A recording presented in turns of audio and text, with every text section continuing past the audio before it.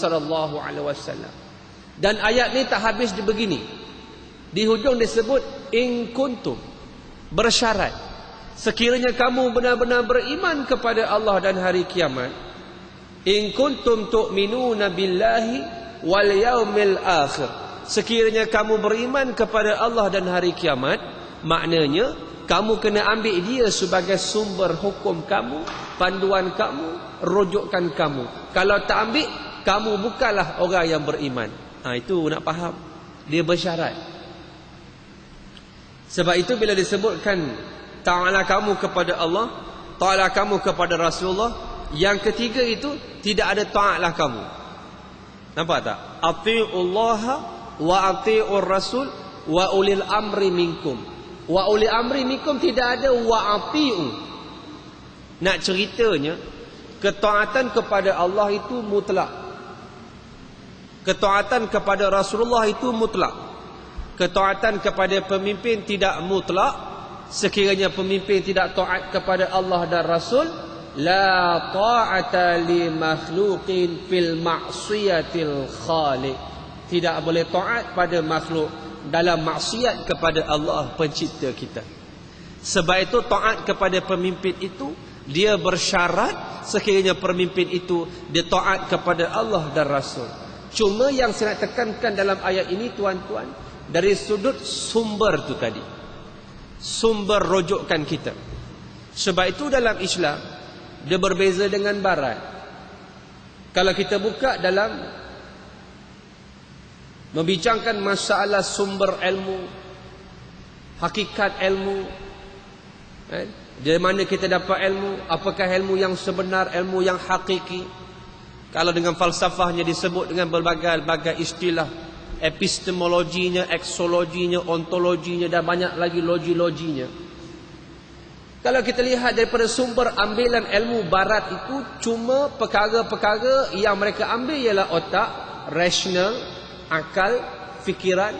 Yang kedua, benda-benda yang mereka boleh bawa dalam bentuk kajian-kajian yang bersifat empirical, bersifat benda-benda yang boleh kita kaji dalam bentuk benda, masuk lab, masuk makmal, boleh timbang, boleh buat selidik, maka benda itu ialah kajian. Kalau tak ada, benda itu tak masuk akal, mereka tolak. Antaranya mereka menolak syurga, neraka, pahala, Tuhan itu wujud. Kerana apa? Tuhan, neraka, syurga tak boleh dibuktikan.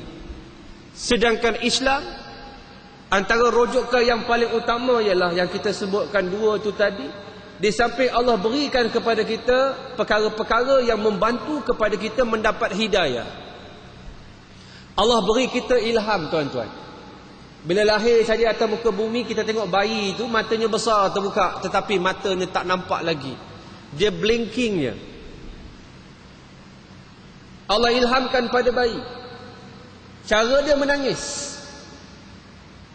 Bila dia kencing dia menangis, dia berak dia menangis, bila dia lapar dia menangis. Mak faham bila anak menangis, signal daripada anak sesuatu berlaku. Sebab itu sifat perempuan ni bila menangis anak waktu malam, perempuan yang bangun dulu, betul? 1 pagi, 2 pagi, bila anak menangis, pertama yang bangun ibu. Kerana ibu sifat dia tak sabar. Yang sabar ayah. Anak menangis dia istiqamah tidur. Ini kelebihan ayah, seorang ayah. Istiqamah dia lebih. Sabar je. Anak sebelah tinggal menangis dia boleh sabar je. Istiqamah dengan penuh komitmen dia tidur. Itu kehebatan seorang ayah. Maknanya ialah Allah ilhamkan. Dan bila anak ni mata dia boleh celik, anak itu akan melihat dan dia mula menggunakan panca indera yang kita panggil five senses, yang orang Arab sebut al-hawas. Allah tambahkan kepada dia panduan yang dipanggil panca indera. Cuma dari sudut penggunaan panca indera itu, haiwan dan juga manusia, haiwan itu lebih dibandingkan dengan manusia. Dia cepat menggunakan panca indera dia. Setengah-setengah haiwan itu kita lihat, bila lahir saja terus berjalan, lahir terus berlari, lahir terus buka mata, belum terus nampak alam ini. Itu haiwan. Manusia tak, lahir-lahirnya tak boleh berjalan lagi. Kalau lahir terus berjalan, tuan-tuan, anak toyol lah namanya. Itu beza manusia. Sebab itu haiwan lebih cepat menggunakan apa yang dikatakan, apa dia? Itulah dia panca indera. Dan kita ni, panca indera kita juga berbeza. Dari sudut penggunaan mata dan telinga, mana lebih penting? Telinga, tuan-tuan. Kerana apa? Cuba lihat surah kerajaan, Suratul Mulk.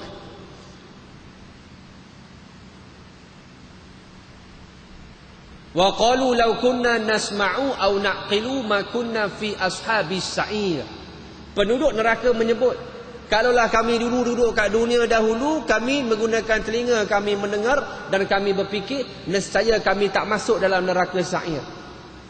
Sebab telinga guna dulu sebelum mata. Mata dah lahir kat dunia. Telinga duduk dalam perut, dia dah mendengar apa yang disebut oleh ayah dan ibu. Sebab itu ayah dan ibu itu diajar oleh Islam.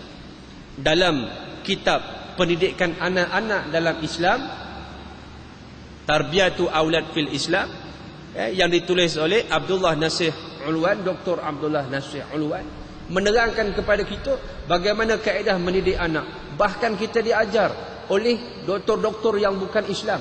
Kalau berumur 4 bulan ke atas, diajar pada ibu-ibu membaca buku cerita. Maka ibu-ibu pun membaca buku cerita sang kecil kepada anak dalam perut. Once upon a time there was a greedy mouse deer who lived in a jungle. One day, dia cerita ke anak. Sebab 4 bulan kata Nabi apa? Inna ahadakum la yajma'u fi batni ummihi 40 yawman nutfatan thumma yakunu 'alaqatan misla dhalik thumma yakunu mudghatan misla dhalik thumma yursalu ilaihi al-malak fayanfukhu fihi ruh.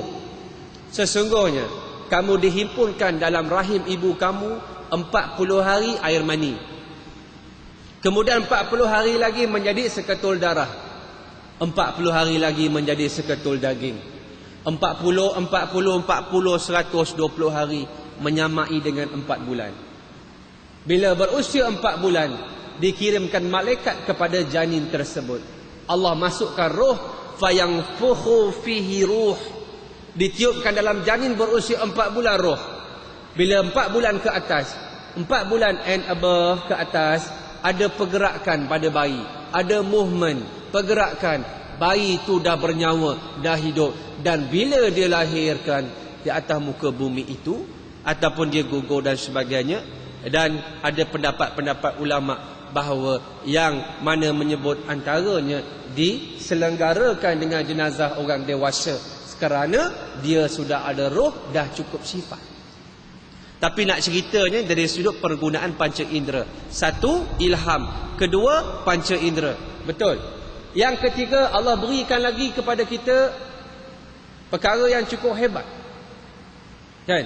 Apa yang Allah berikan kepada kita lagi ialah, selain daripada itu, Allah berikan kepada kita apa yang dipanggil ilham. Allah berikan kepada kita apa yang dipanggil kepada kita ialah panca indera. Allah berikan kepada kita apa yang dipanggil naluri. Naluri, tuan-tuan. Naluri juga Allah berikan kepada haiwan. Allah berikan pada manusia. Cuma beza haiwan dengan manusia, perkara yang keempat. Manusia ada akal, haiwan tak ada akal. Sebab tu haiwan kadang-kadang kita tengok, tuan-tuan, dia lebih manusia daripada manusia. Itu sifatnya. Kalau tuan-tuan tengok haiwan-haiwan, kadang-kadang lebih nalurinya lebih manusia lagi. Banyak kalau nak ambil contoh tentang haiwan ni, banyak video-video yang saya simpan menunjukkan bahawa manusia dan haiwan kadang-kadang lebih baik daripada manusia. Contoh, tuan-tuan, ular ni, ular sawa. Ular sawa ni, saya tengok kawan saya bela ular sawa.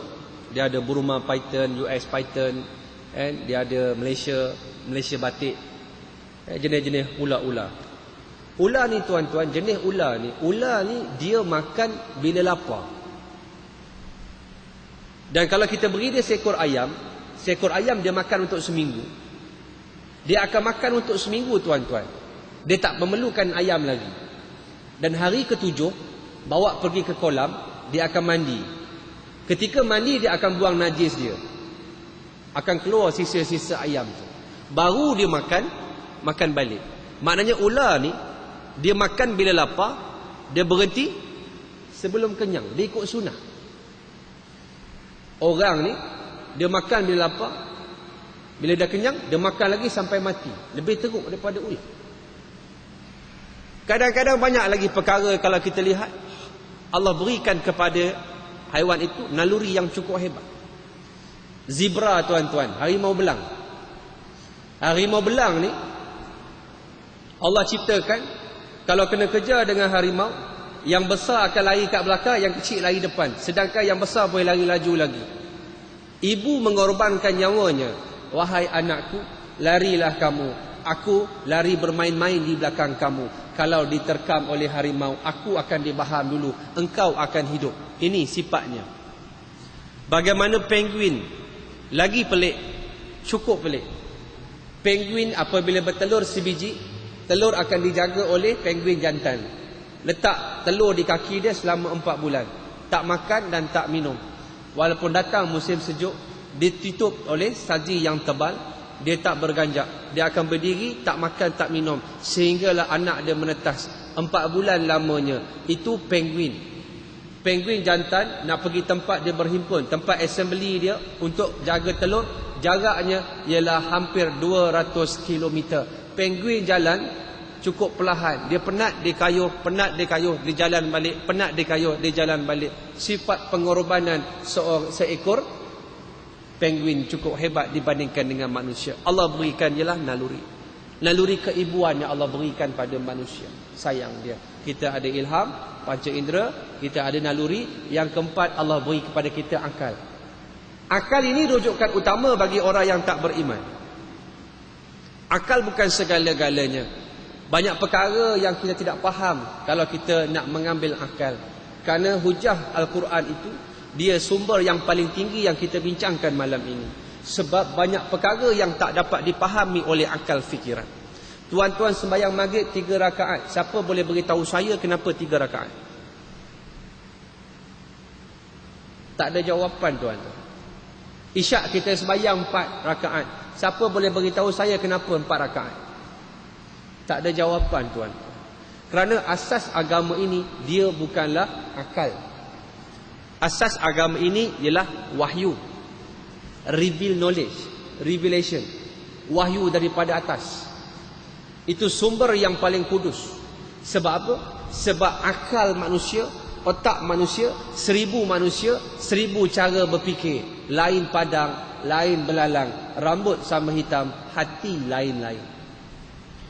Kalau mengikut pandangan akal, ustaz, zina dengan kahwin sama, ustaz. Kenapa? Dua-dua suka. Kalau tak suka, rogol nama dia. I love you, you love me. I love you, you love me. Kalau paksa, by force, rogol. Siapa kata sama kahwin dengan zina? Akal. Tetapi yang mengatakan zina dan kahwin itu lain, nikah itu lain, ialah wahyu. Azaniyatu wazani fajlidu minhuma mi'ata jalda. Penzina perempuan, penzina lelaki yang belum berkahwin disebat 100 kali sebat. Siapa yang kata lain zina dengan nikah? Allah yang mencipta manusia, yang mencipta akal, yang mencipta alam ini, yang menurunkan Al-Quran. Dibezakan pandangan itu dengan Al-Quran. Wahyu. Wahyu itu ialah perkara sumber yang paling supreme, yang paling tinggi dalam hierarki. Dalam hierarki apa yang dipanggil kedudukan kita dalam memahami satu perkara yang Allah berikan kepada kita. Itu kehebatan. Sebab itu Allah tekankan dalam surah yang saya kaitkan ayat 59 dengan apa yang disebutkan oleh penulis ini tentang kita mengambil Al-Quran itu dan hadis sebagai sumber yang kita nak bincangkan tentang hadis yang mengingatkan kepada kita tentang peristiwa akhir zaman itu nanti. Maknanya kalau kita hanya mengambil akal, kita menolak perkara-perkara yang lain. Bahkan ada perkara yang kita tidak faham, tuan-tuan. Banyak benda yang kita tidak faham. Sebab kita ni lemah, tuan-tuan. Akal kita lemah. Tak semua kita boleh faham. Bila Tuhan sebut, "Faman kana minkum maridan aw 'ala safarin fa'iddatun min ayamin ukhar." Barang siapa yang sakit ataupun bermusafir, maka dia dibolehkan untuk berbuka puasa, dia kena qada hari yang lain di bulan bukan puasa. Pertama sakit, kita faham kenapa buka, susah, payah, sakit. Yang kedua musafir. Tuan-tuan faham tak maksudnya? Kenapa musafir? Bermusafir boleh buka? Adakah sebab kerana payah? Tidak tuan-tuan. Ada orang musafir jalan kaki, musafir naik basikal, naik motor. Ada orang yang musafir naik kereta. Ada orang musafir naik bas. Ada orang musafir